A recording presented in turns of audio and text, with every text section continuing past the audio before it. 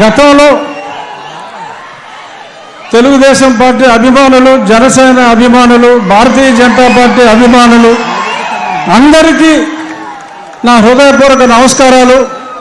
ఈరోజు పెద్దలు నారా చంద్రబాబు నాయుడు గారు గతంలో నా ప్రాణాలకి ముప్పు వాటిల్లినప్పుడు ఆ రోజు రాత్రి ఆయన నిద్రపోకుండా లాయర్స్తో మాట్లాడటమే కాకుండా నా కుటుంబ సభ్యులు అందరినీ, నా భార్యని, నా కుమార్తెను, కొడుకును కూడా తొందరపడొద్దమ్మా, నేను ఉన్నాను అని చెప్పి, ఉన్నాను విన్నాను అని సొల్లు కౌరులు చెప్పేవాళ్ళు కాదు.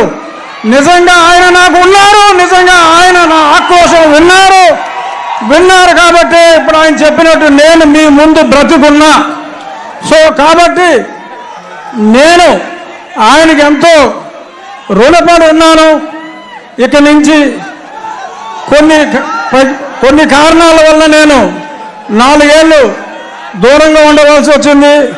అయినా చంద్రబాబు నాయుడు గారి చొరవతో ఈరోజు నేను మళ్ళీ మీ ముందుకు రావడం జరిగింది.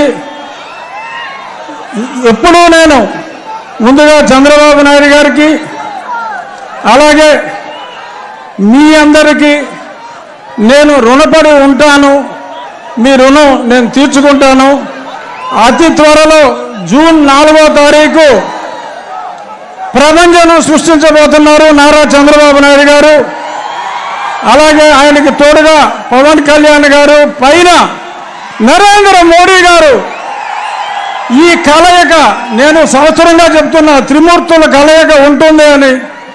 అందులో బ్రహ్మ మోడీ గారు అయితే విష్ణుమూర్తి మన చంద్రబాబు నాయుడు గారు, పరమశివుడు పవన్ కళ్యాణ్ గారు, సైన్యం మనం అందరం.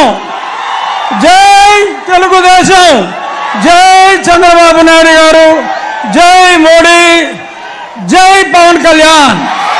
Thank you. ఇప్పుడు